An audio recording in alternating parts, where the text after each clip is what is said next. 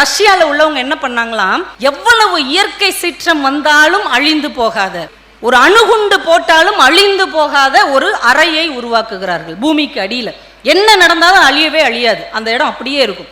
அப்படி ஒரு பெரிய அறையை உருவாக்கி அதுக்குள்ள சில பொருட்களை பாதுகாக்கிறார்கள். என்ன பொருள் தெரியுமா? தங்கம், வைரம் இதெல்லாம் கிடையாது. அவர்கள் சேகரித்து இந்த உலகத்தின் சிறந்த நூல்கள் என்னென்னதோ அது அத்தனையும் அந்த அறைக்குள்ளே சேகரித்து வைக்கிறார்கள். இந்த உலகமே அழிந்து போனாலும் அடுத்து ஒரு தலைமுறை வந்தால் நாம் எப்படி வாழ வேண்டும் என்பதை அடையாளம் காட்டுவது புத்தகங்கள் தான் என்பதற்காக ரஷ்யா அப்படி ஒரு அறையை ஏற்பாடு செய்கிறார்கள். இதுல பெரிய ஹைலைட் என்ன தெரியுமா?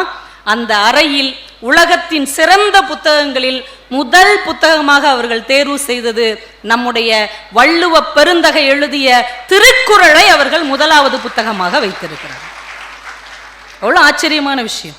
உலகத்துக்கே வழிகாட்டக்கூடிய ஒரு வல்லமை 2000 ஆண்டுகளுக்கு முன்னே எங்கள் தமிழ் பாட்டனுக்கு இருக்கிறது என்பதுதானே இந்த மண்ணின் கர்வமாக இருக்க முடியும்.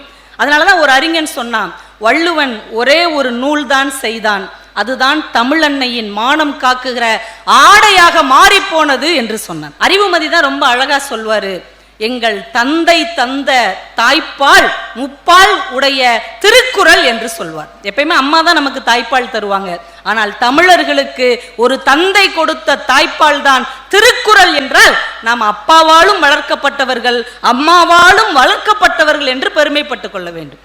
அதனாலதான் வள்ளுவனுக்கு முக்கடல் சங்கமிக்கிற கன்னியாகுமரி கடலில் முப்பால் தந்த வள்ளுவனுக்கு 133 அடியில கலைஞர் அவர்கள் சிலை வைத்தார்.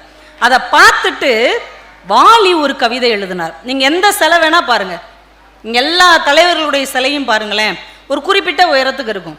கொஞ்ச நாள் கழிச்சு நீங்க அதை பராமரிக்கலன்னா என்ன ஆகும் தெரியுமா? அந்த தலைவர்களுடைய சிலை மேல எல்லாம் காக்கா உட்காந்துட்டு போகும், காகம் அமர்ந்து போகும், பார்த்துருக்கீங்களா? ஆனால் இவ்வளவு 133 அடிக்கு மேல காகம் பறக்க முடியாது கடலுக்கு மேல. அதனால் வாலி எழுதினார், எல்லோரும் காகம் அமர சிலை வடிப்பார்கள், நீ மட்டும்தான் மேகம் அமர்வதற்கு சிலை வடித்தாய் என்று எழுதினார்.